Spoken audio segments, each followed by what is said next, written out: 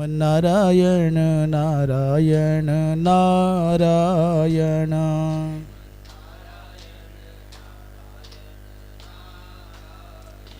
भज मन नारायण नारायण नारायण।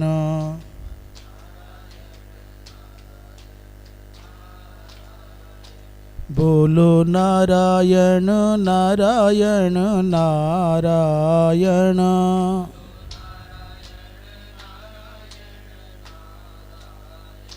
गाओ नारायण नारायण नारायण।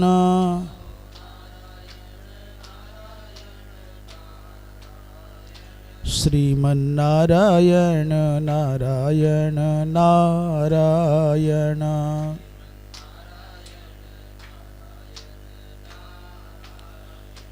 भज मन नारायण नारायण नारायण।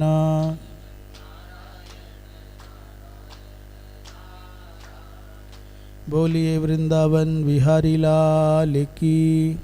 धर्म की अधर्म का प्राणियों में विश्व का गोहत्या गौ माता की परम पूज्य धर्म सम्राट स्वामी श्री करपात्री जी महाराज की अपने अपने सद्गुरुदेव भगवान की श्री वृंदावन बिहारी लाल की। हर हर। कल प्रसंग चल रहा था देवर्षि नारद जी महाराज और अर्जुन के मध्य पंचतीर्थ विषयक महात्म्य का वर्णन। उसी प्रसंग में ब्रह्मलोक में देवर्षि नारद ने महिसागर संगम के विषय में श्रवण किया। इसका वास्तव में अस्तित्व नहीं है।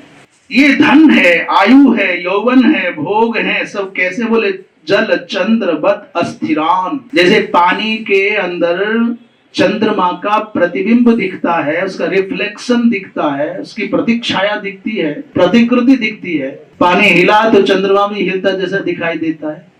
पानी खत्म हो गया तो चंद्रमा खत्म होता दिखाई देता है। अथवा आकाशगत जो चंद्रमा है उसको बादलों की ओट में आ जाने पर जल में दिखना बंद हो जाता है। बस इतना। ये संसार का ये धन, ये आयु, ये वैभव, ये यौवन, ये सब कुछ पद प्रतिष्ठा, इसलिए बुद्धिया सम्यक परामृश्य स्थानुदानम समाश्रयेत। इसलिए व्यक्ति को आत्म कल्याण के लिए भगवान शिव से संबंधित दान करना चाहिए, स्मरण करना चाहिए, भजन करना चाहिए। बोलिए वृंदावन बिहारी लाल की। स्थानुदानम शब्द का जो अर्थ है, बोले स्थानवे शिवाय दानम। जो कुछ भी दान करना है भगवान शिव के लिए करो, चाहे याचक के हाथ में देते हो, चाहे संत के हाथ में देते हो, चाहे जिसको, परंतु शिव मान करके दो। और स्थानो हो दानम माने शिवस्य दानम, अर्थात नर्मदा जी जाओ तो वहां से नर्मदेश्वर आदि लाओ और सतपात्र जो उसकी पूजा का अधिकारी है, श्रद्धालु है, भावुक है, उसको प्रदान करो संकल्प पूर्वक। अथवा तीसरा बोले स्थाणु शिवे दानम, जत्र कुत्रापि दानम कुर्यात् तत्र शिवम मत्तैव कुर्यात्।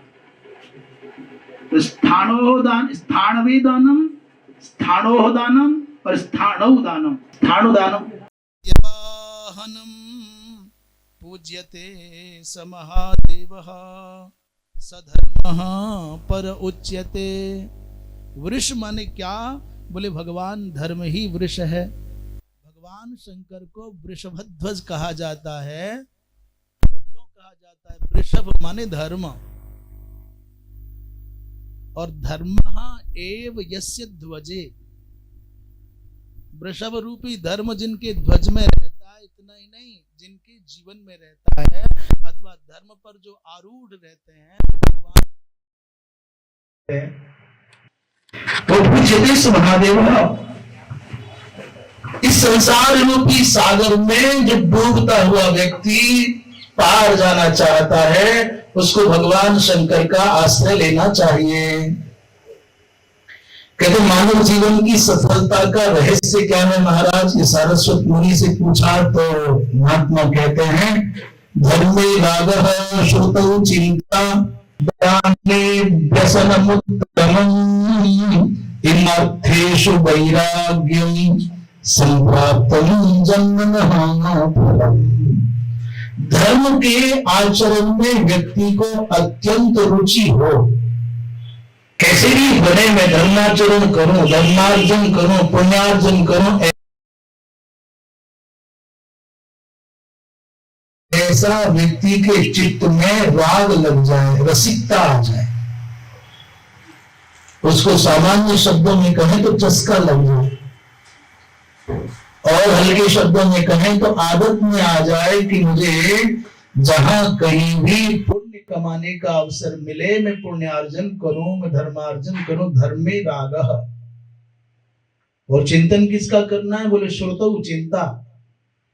श्रुति शब्द का सप्तमी के एक वचन में श्रुतौ बनता है, तो वेद का चिंतन करें, वेदार्थ का चिंतन करें, पर वेद में यदि सबका अधिकार नहीं है और मैं वेद के स्वाध्याय का अधिकारी शास्त्र की दृष्टि में नहीं हूं, तो वेदों के अर्थ का प्रतिपादन करने वाले जो पुराण हैं, इतिहास ग्रंथ हैं, उनका आश्रय लेकर के अनवरत में श्रुत्यर्थ का चिंतन करूं।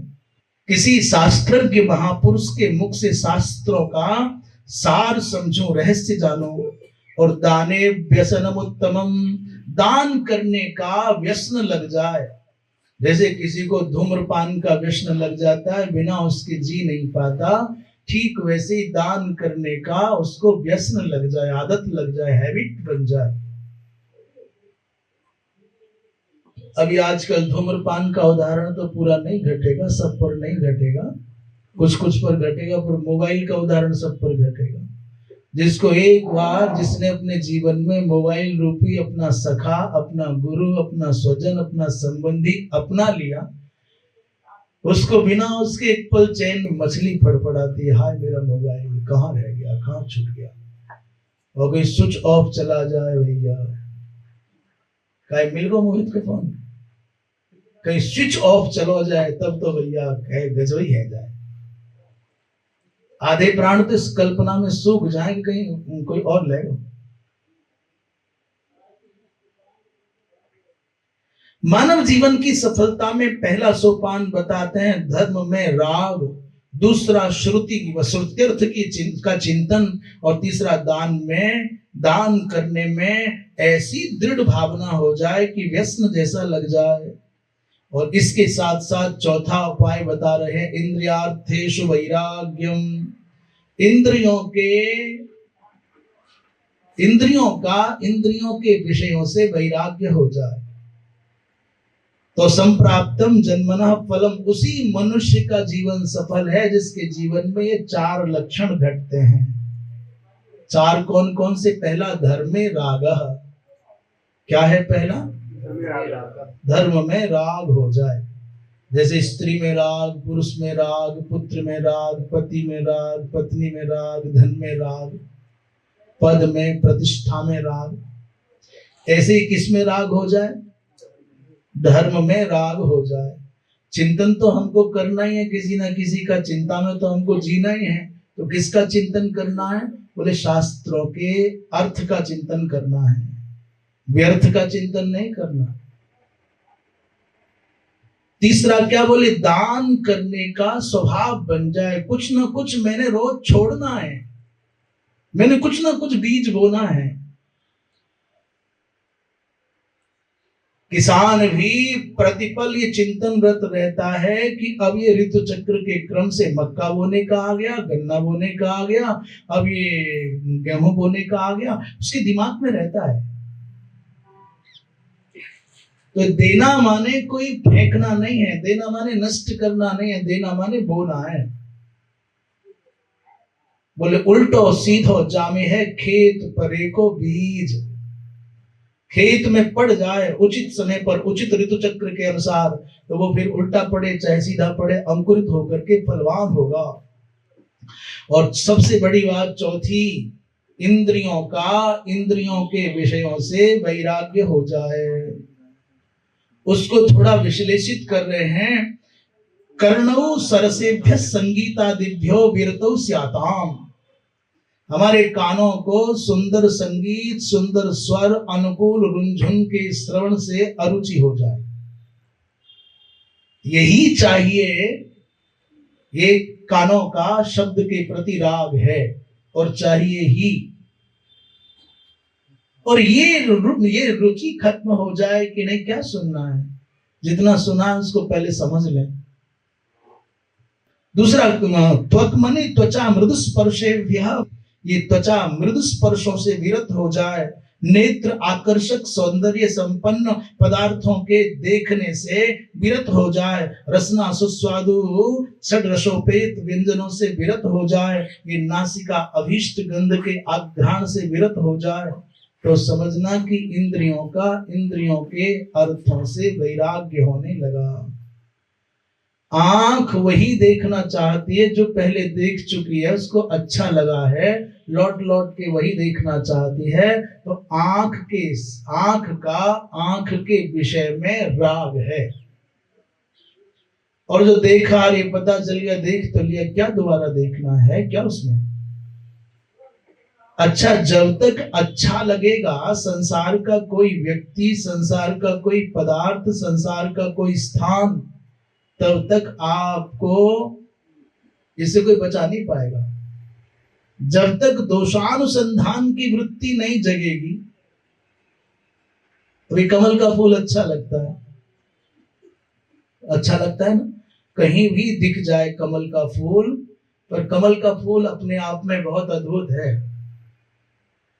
कमल इसलिए पुष्पों का राजा है कि अपने जीवन में भले कीचड़ में खिलता है।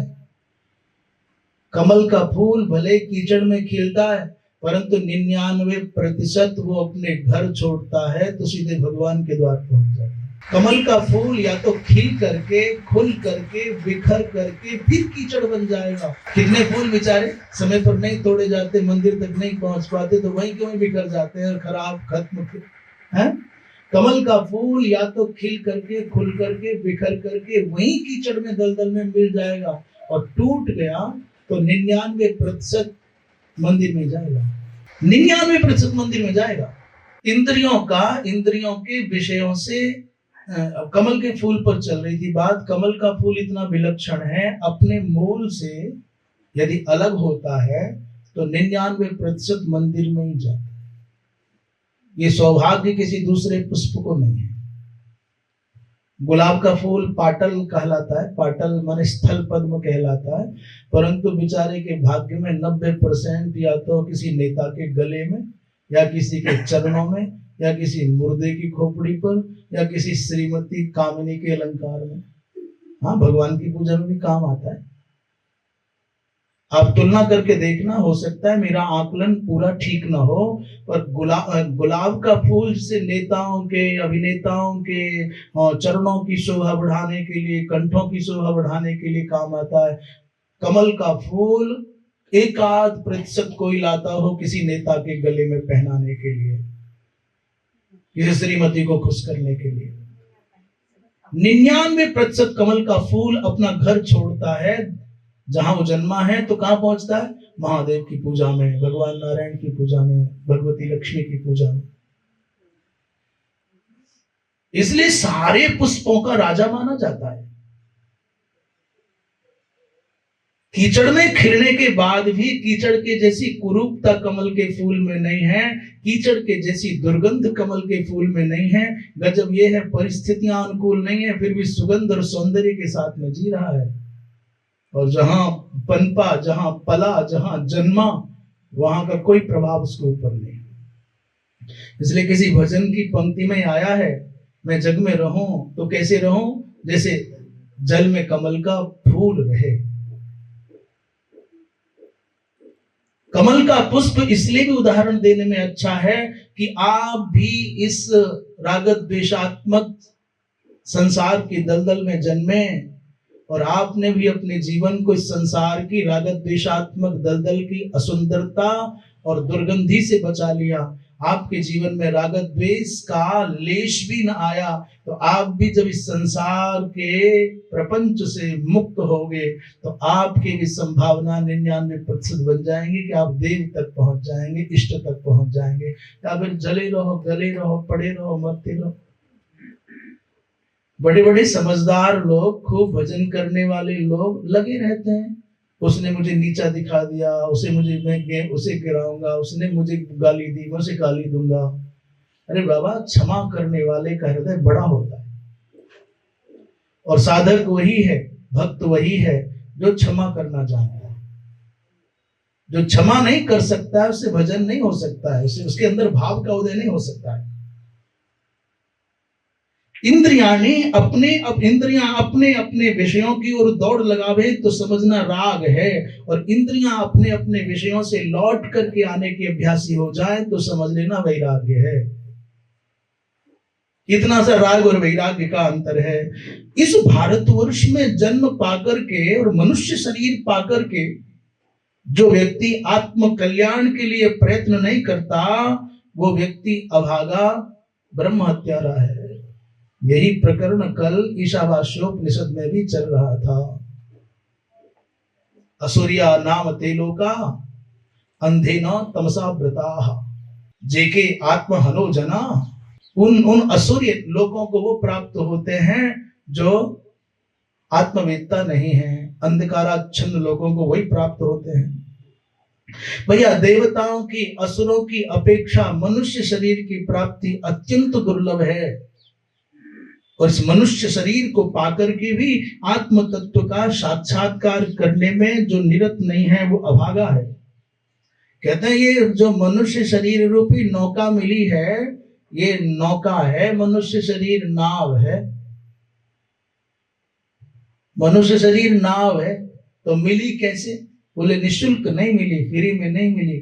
महता पुण्य पुण्येन, महता तृतीया का एक वचन माने बहुत सारे पुण्य की कीमत चुकाई है तब जाकर के मनुष्य शरीर पाया है। बहुत सारे पुण्य की कीमत चुकाई है तब जाकर के मनुष्य देह पाई है।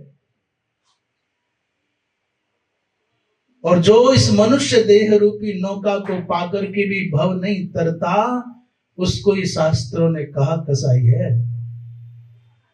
महता पुण्य पंडेन मूल्येन क्रियते काय नौस्तया। अरे तुम्हारे द्वारा ये जो मनुष्य शरीर रूपी नौका पाई है ना, बड़े पुण्यों का मूल्य चुकाया है।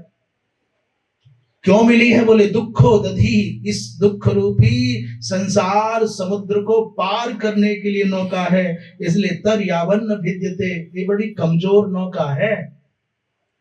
ऐसा समझना ये मनुष्य शरीर रूपी नौका कागज की है, जब तक ये पानी में पड़ करके गल न जाए तब तक इससे पार जाओ।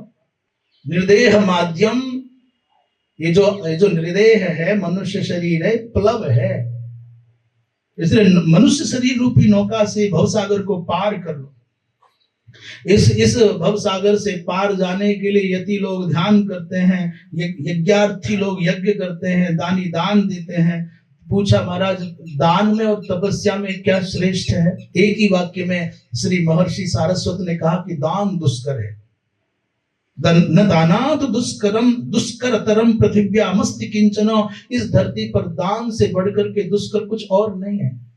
सोचो, कल्पना करो, जिस धन को कमाने के लिए व्यक्ति पसीना बहाता है, समुद्र की गहराइयों के अंदर जाता है, पहाड़ियों पर भी चढ़ जाता है, अपने बच्चों को, घर को, सुख को, सुविधाओं को छोड़ करके जंगल जंगल भटकता है और विदेश जाता है, उतने परिश्रम से कमाए हुए धन को छोड़ पाना आसान है क्या? पर सच्चाई ये है कि जो तुमने दिया वो तुम्हारा है। एक बार को जो तुमने भोग लिया वो भी तुम्हारा है। तदेव धनिनो धनम यद ददाति और यद अस्नाति तदेव धनिनो धनम, वही धनिक का धन है। और शेष बोले जो न दान कर पाए और न जो तुम भोग पाए, सदुपयोग कर पाए, अन्य मृतस्य क्रीडंती दारई रपि धनई रपि। न तुमने दान किया और न उसका उपयोग किया, रखा रह गया इकट्ठा और तुम्हारे प्राण चले गए। तो फिर उसका स्वाद तो दूसरे ही लेंगे, चाहे जो हो। वो पुत्र के भाव से कोई भोगे, चाहे चोर बन करके भोगे, चाहे कोई झड़प करके ले जाए, जो भी हो। इसलिए धन की 3 गतियां महापुरुषों ने शास्त्रों में बहुधा कही हैं। धनस्य तिस्रो गतयः। पहली क्या है? बोले दानम, दूसरी भोगश्च, और तीसरी बोले नाश। तुलसी बाबा से पूछा कि तीनों प्रकार की धन की गतियों में श्रेष्ठ कौन सी है? बोले सोई धन धन्य प्रथम गति जाकी। धन तो वही धन्य है जिसकी गति प्रथम वाली है। माने दान हो गया तो दान होने का तात्पर्य, उदाहरण के तौर पर समझ लें कि आपके पास में 1 बोरी गेहूं है और अभी नवंबर का महीना चल रहा है, अक्टूबर नवंबर का मान लो, चल नहीं रहा पर उदाहरण के लिए कह रहे, खेत में बीज बोने का समय है। एक उपाय है कि पूरे के पूरे गेहूं के बोरे को ले जाओ और उचित खेत में उचित विधि से डाल के आ जाओ, बो के आ जाओ। ये हो गया दान। मान लो, कल्पना करो दान। और एक ने कहा क्यों मिट्टी में बर्बाद करते हो, कल किसने देखा है, आया नहीं आया, खाओ ना। दूसरे से खा लिया, और ना तो आपने खेत में बीज बोया और ना ही खाया, बोरी रह गई बाहर, रात को आ गई वर्षा और हम सो रहे थे अंदर। बोलो क्या हुआ? अथवा दूसरे भूखे आदमी ने, पड़ोसी ने उठाई बोरी ले गया अपने घर, अथवा चूहे खा गया, अथवा कुछ और हो गया, कीड़ा लग गया, अथवा प्राण निकल गए, तो क्या हुआ उस धन का? इसलिए या तो उसका दान करो, किसान की भांति बीज बो, या फिर उपयोग करो, भोग करो, अन्यथा वो धन तो नष्ट ही हो जाएगा। इसलिए सोई धन धन्य। एक हमको ठीक से स्मरण है कि नहीं, हमारे बालक अपनी मां से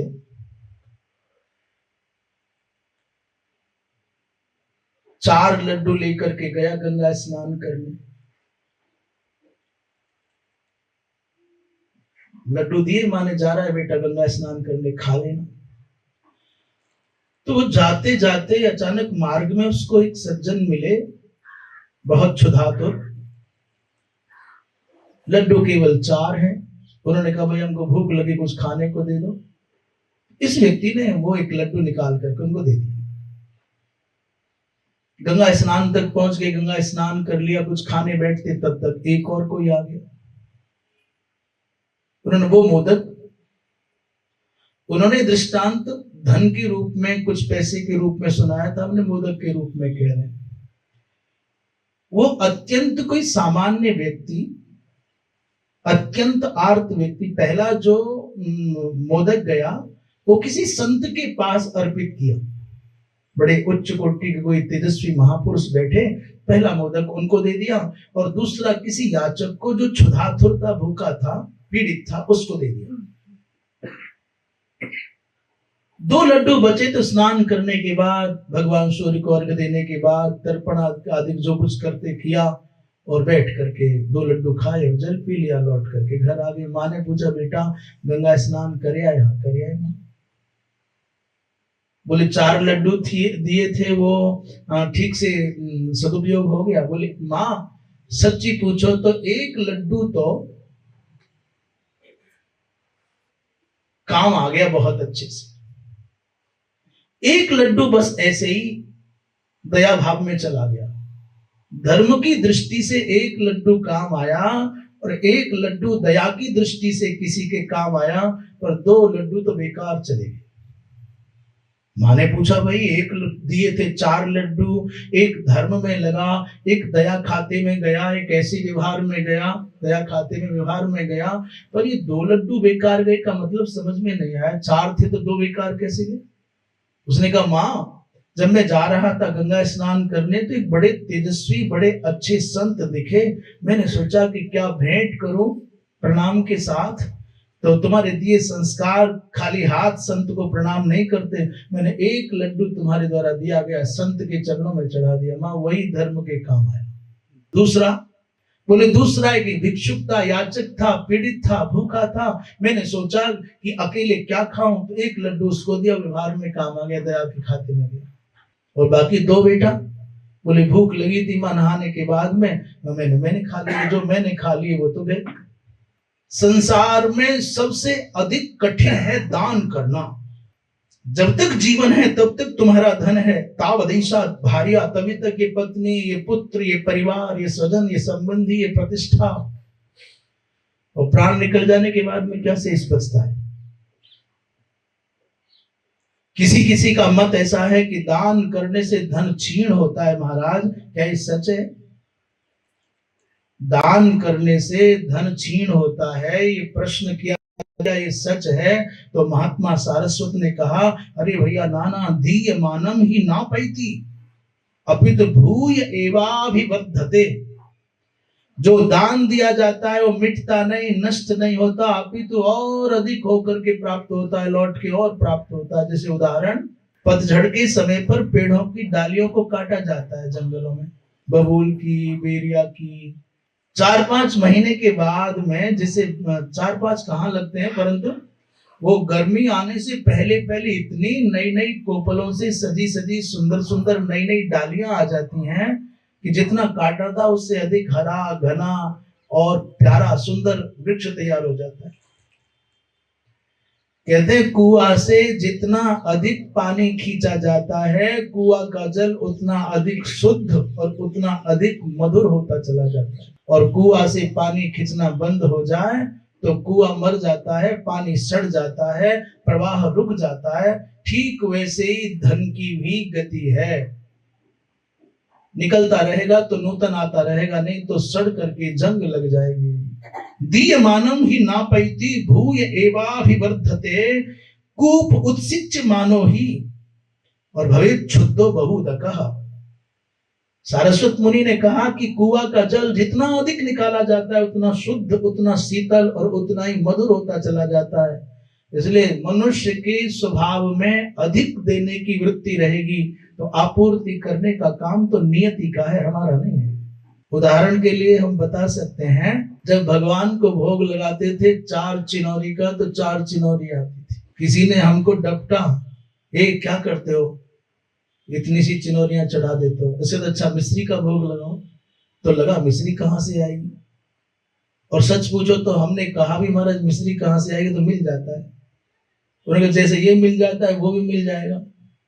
सहसा विश्वास नहीं हुआ, परंतु आश्चर्य की बात यह है कि चिनौरी की जगह शाम को मिश्री आ गई, कोई लेके आ गया।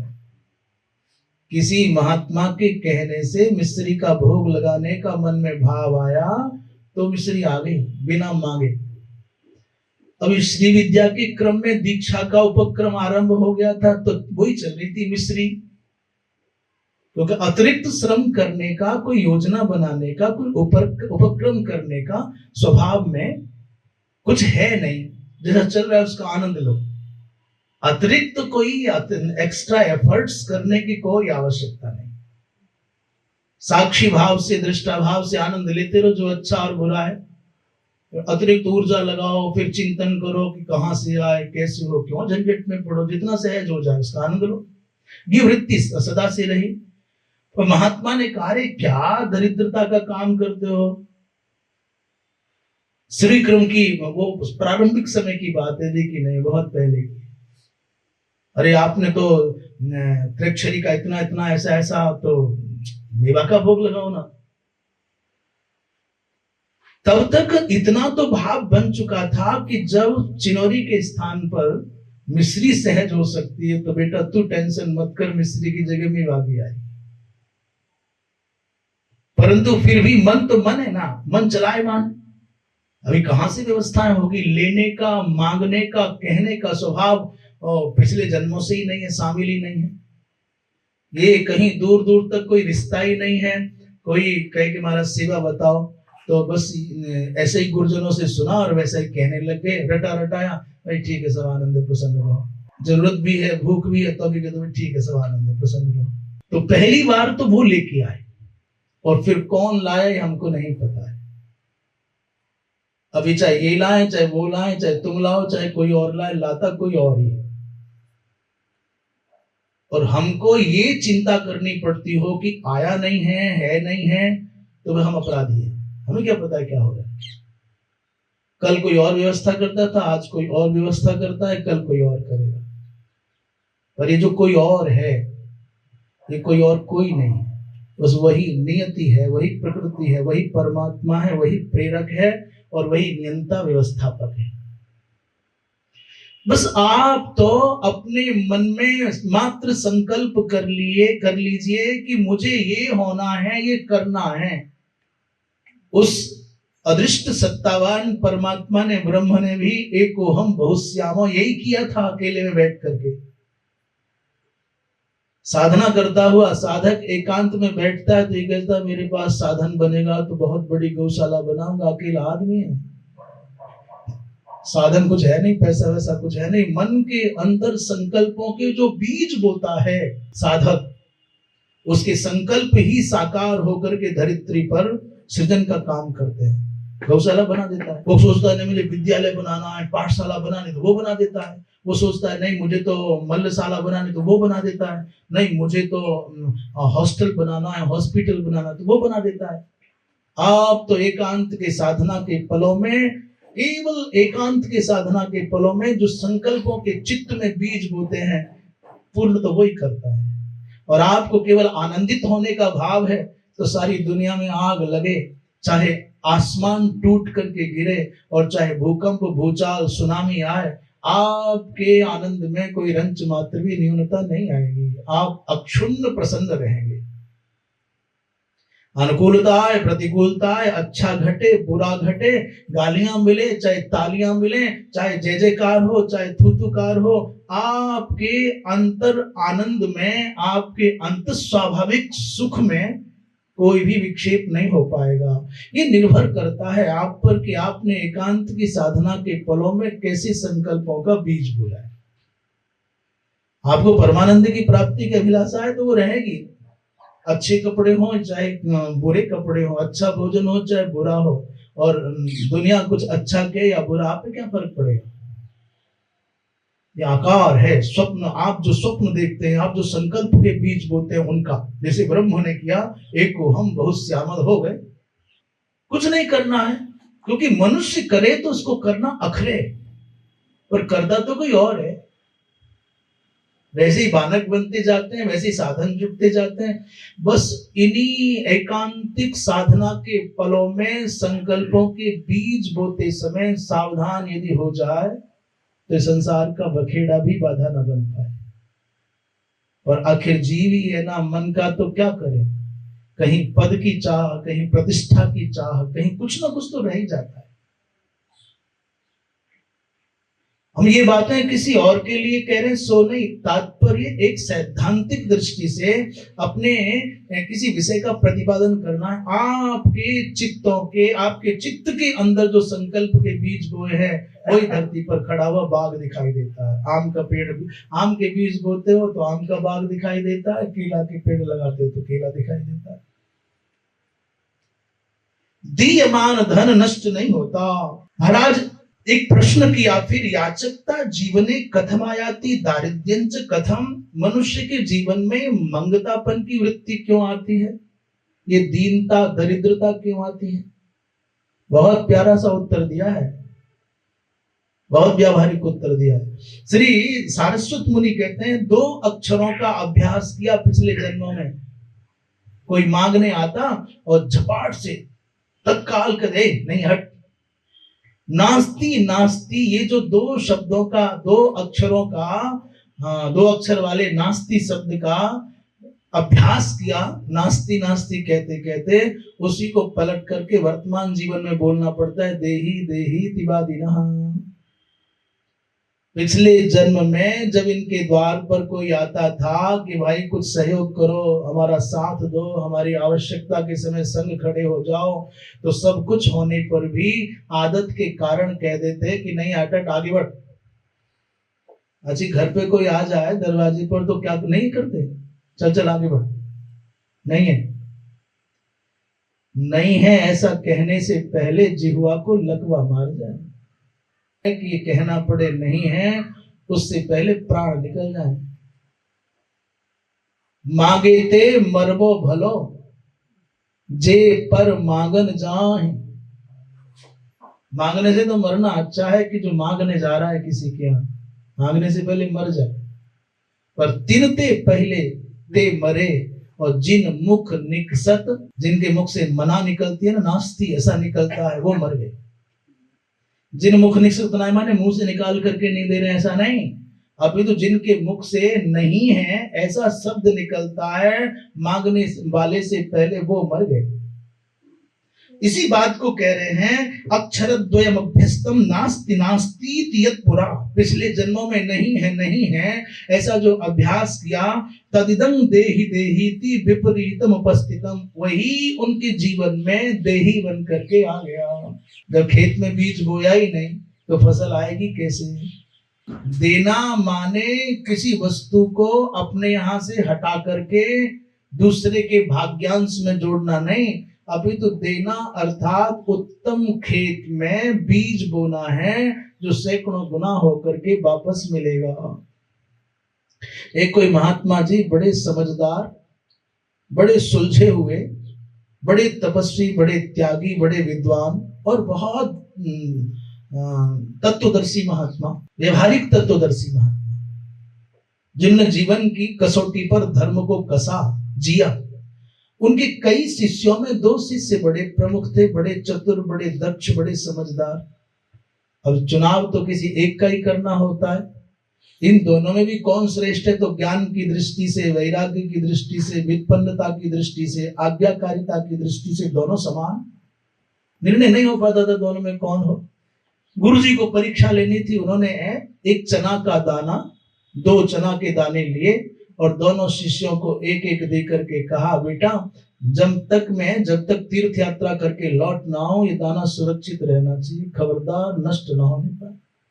तो एक शिष्य ने जैसे ही गुरुजी के हाथ से वो चने का दाना मिला तो लट्टू हो गया, गदगद हो गया।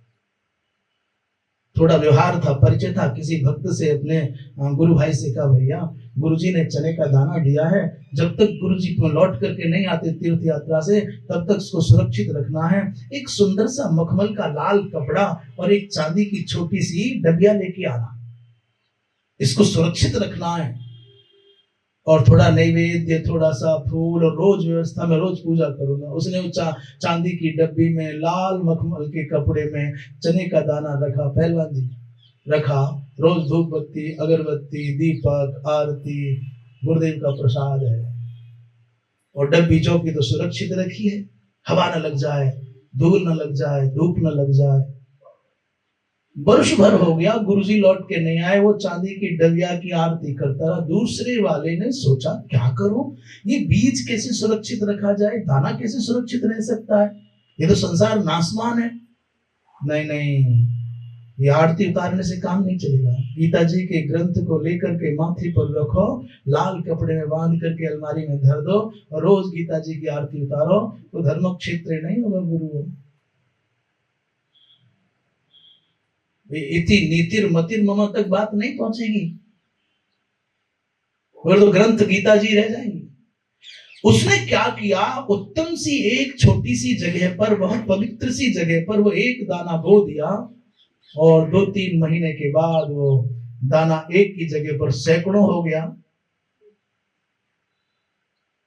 अब मैंने शायद 1 साल बोल दिया था, परंतु कई वर्षों बाद गुरुजी आए, तब तक तो उस शिष्य ने एक दाने से हजारों बोरियां तैयार कर दी थी। गुरु लौट करके आए, उन्होंने सबसे पहले उसी से पूछा, मेरा दाना कहाँ है चने का? वो उसने हाथ जोड़ करके आंखों में आंसू भर करके कहा, गुरुदेव आपके दिए हुए दाने का ये परिणाम, ये हजारों बोरियां आपका ही है। तो मूर्ख कहीं के, धंधा करना है, व्यापार करना है क्या? मेरा दाना ला, मेरा दाना कहाँ है?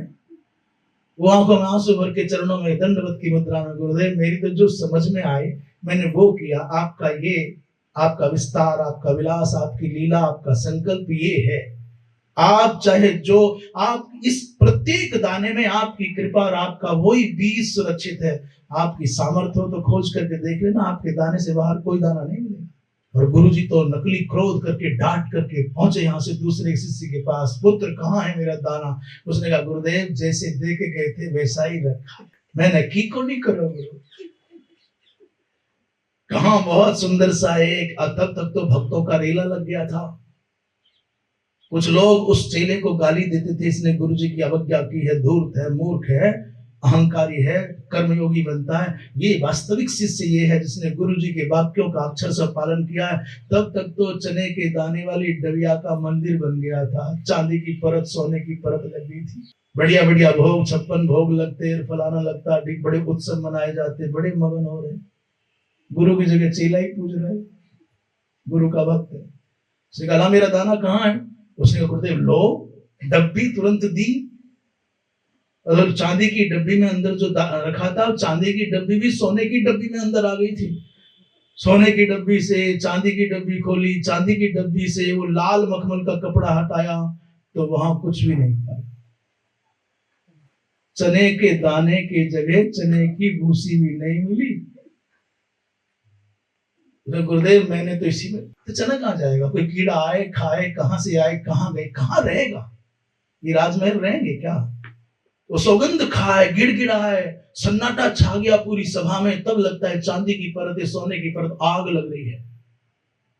ये नैवेद्य, ये 56 भोग, ये स्वाद, ये आनंद सब बेकार। गुरु की एक दाने की रक्षा न कर पाया।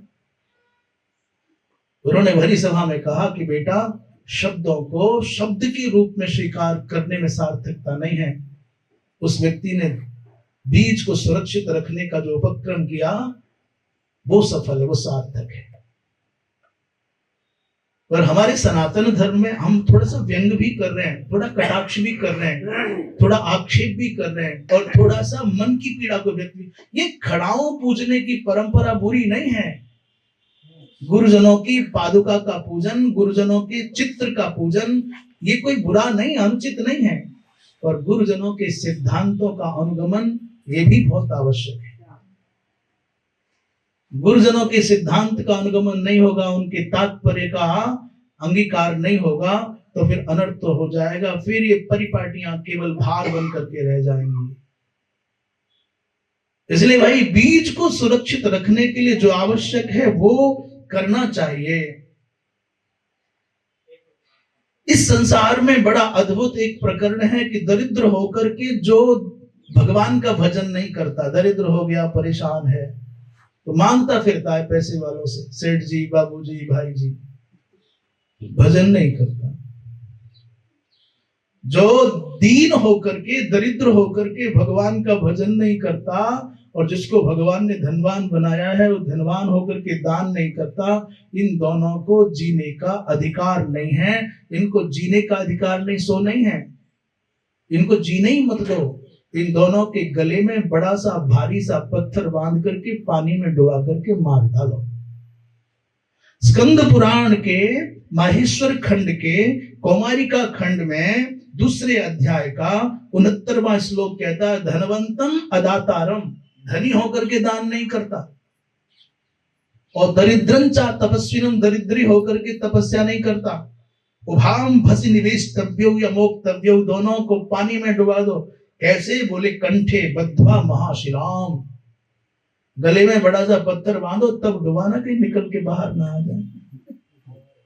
तो कैसा सनातन धर्म में किसी को मारने का आदेश दे रहे? बोले मारने में तात्पर्य नहीं है, किसी को मारने का उपदेश नहीं दे रहे हैं, अपितु दरिद्री को ये कहा जा रहा है, भले आदमी पिछले जन्मों के दोषों के कारण आज दरिद्री है, पहले भजन नहीं किया तो आज दरिद्री, आज भजन नहीं करेगा तो फिर आगे महादरिद्री बनेगा, तो क्या अर्थ है तेरे जीने का? पहले प्रत्यवायों का दुष्प्रभाव आज भोगता है, और आज भी मांग मांग करके बोझा ढोता रहेगा, तो आगे गधा बनेगा। क्यों, क्या जीना है तेरा? इसलिए भजन कर या मर जा।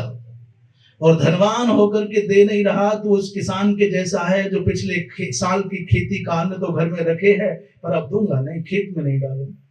उस अभागे को मार दो, क्योंकि जो बोएगा नहीं तो आगे से कैसे खाएगा, कैसे रखेगा, कैसे पाएगा? उद्देश्य है जगाने में, धनवान को उदारता प्राप्त हो, और दरिद्र को, दीन को, दुखी को, निर्धन को भजन की प्रेरणा प्राप्त हो। उद्देश्य ये है भैया। सैकड़ों मनुष्यों में कोई कोई वीर आता है तेजस्वी, कोई बहुत ठंडे होते हैं।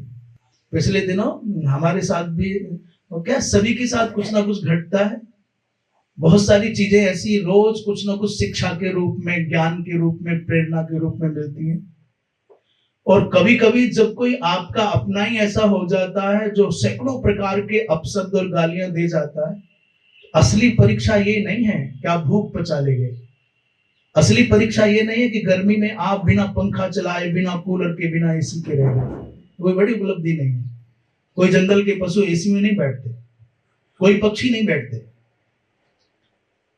हजारों करोड़ों लोग बेचारे गर्मियों में तपती हुई धूप में काम कर रहे होते हैं। ये कोई बड़ी उपलब्धि नहीं है कि आप साहब बहुत तितिक्षु हैं महाराज, तो पंखा ही नहीं चला रहे, पसीना भी आता हो तो कौन कहे कूलर की बात। ये कोई प्रशंसा और प्रतिष्ठा की बात नहीं है। भूख पचा ले जाना बड़ी उपलब्धि नहीं, ये सर्दी गर्मी पचा ले जाना, सहन कर लेना बड़ी बात नहीं। बड़ी बात है जब आपकी अपेक्षा कोई अत्यंत अल्प सामर्थ्यवान क्षुद्र व्यक्ति आपका अपमान कर रहा हो और आप उस अपमान का प्रतिकार किए बिना पचा ले जाते हैं, समझ लेना आप बड़े हैं। और ये गालियां भी पचाना बहुत सरल है, बहुत आसान है। क्या कठिनाई है? बहरा हो तो पच जाए, पता ही नहीं क्या कह गया। बहरा होने का नाटक कर लो, सुना ही नहीं, क्या फर्क पड़ता है। बड़ी बात है क्रोध का वेग पचा ले जाए, काम का वेग पचा ले जाए, लोभ का वेग पचा ले जाए। आपके चित्त में लोभ की आंधी आवे और पच जाए, काम की आंधी आवे पच जाए, तो फिर आपने कुछ बड़ा काम किया। सैकड़ों में कोई एक सूर पैदा होता है, जन्म लेता है। हजारों में कोई एक विद्वान आता है, हजारों में कोई एक आता है। और 10,000 में कोई एक वक्ता होता है। पर ये बात वृंदावन को छोड़ करके कही जा रही, क्योंकि वृंदावन में तो एक फूल उठा करके जरा फेंको, पत्थर तुम फेंकना, हम तो फूल ही फेंकेंगे। वैसे लोग यही कहते हैं कि सब पत्थर उठा के डालो तो जो जहां गिरे वो वक्ता ही मिलेगा, पर हम तो फूल ही डालेंगे। वृंदावन को छोड़ के कह रहे हैं बात, कई फूल उठा के फेंकोगे तो जिसके भी सर पर गिरेगा वो वक्ता ही होगा। पूरी सृष्टि का समग्र रहस्य निकालोगे तो आचार्य का वचन मिथ्या नहीं होगा। दसियों हजारों में कोई एक वक्ता निकलेगा। वकील तो बहुत होंगे पर दक्ष तो सब नहीं होंगे, अध्यापक तो बहुत होंगे, गुरु तो सब बनने को तैयार हैं, पर सब तो गुरु नहीं हो सकते ना। ऐसी वक्ता दसियों हजार में कोई एक निकलेगा। पर कह रहे हैं दाता भवति बान्हवा, दाता जायित बान्हवा। पर लाखों में करोड़ों में भी कोई एक दानी होगा कि नहीं होगा कह नहीं सकते। इसलिए इस धरती पर महात्मन दान करना सबसे कठिन काम है। ऐसे हाथ करने का अभ्यास तो जन्म है, जन्म से ही आरंभ है, जन्मजात है। पर ऐसे करने का अभ्यास होने के लिए तो बहुत बड़ा हृदय चाहिए। अभी सर्दी लग रही है खूब जोर की, आपको कोट पहने हुए हैं, जर्सी पहने हुए हैं, चादर ओढ़े हुए हैं, कंबल लटकाए, टोपा अलग फलाने ऐसे, और तुमसे भी बहुत कृष्णकाय कोई व्यक्ति ठंडी में कांप रहा है। आपकी हिम्मत नहीं हो सकती कि ऊपर वाला फालतू का कंबल उठा के दे दो, हिम्मत नहीं होगी आपकी। हिम्मत तब मानी जाएगी आप पर बहुत कम साधन है, और वो एक ही है जो शीत से आपको बचा रहा है। फिर भी सामने वाला पीड़ित है तो अपना कंबल अपनी चादर उतार करके तुम उसको उड़ा दो, तो समझ लेना तुम्हारे हृदय में तुम्हारी माता और पिता के पुण्यों के कारण उदारता के कुछ अंश हैं, दान का कोई भाव है। बड़ा कठिन है। भोजन सड़ जाए और छुपते नहीं बनता, देते नहीं बनता है, हाथ कांपते बांटने तक नहीं। ये बहुत मुश्किल है। खाते तो सब हैं, चींटी से लेकर के ब्रह्मा पर्यंत, पर खिलाने की वृत्ति होना ये किसी करोड़ों में भी आएगी कि नहीं आएगी, ये मुश्किल बात है। इसलिए कोई कहीं कभी कभी खिलाने में उदार दिखे ना, तो जल्दी से मन से उसको प्रणाम कर लो कि भगवान की विभूति है। दाता भवति बान्हवा, देने वाली वृत्ति किसी किसी में पनपती है। महात्मा ने पूछा भगवान पृथ्वी को धारण कौन करता है, इतनी विशाल पृथ्वी है। तो मुस्कुरा करके महात्मा जी ने कहा धारण करने वाले तो 7 खंबे हैं। 7 खंबे कौन कौन से हैं बोले कल बता रहे हैं।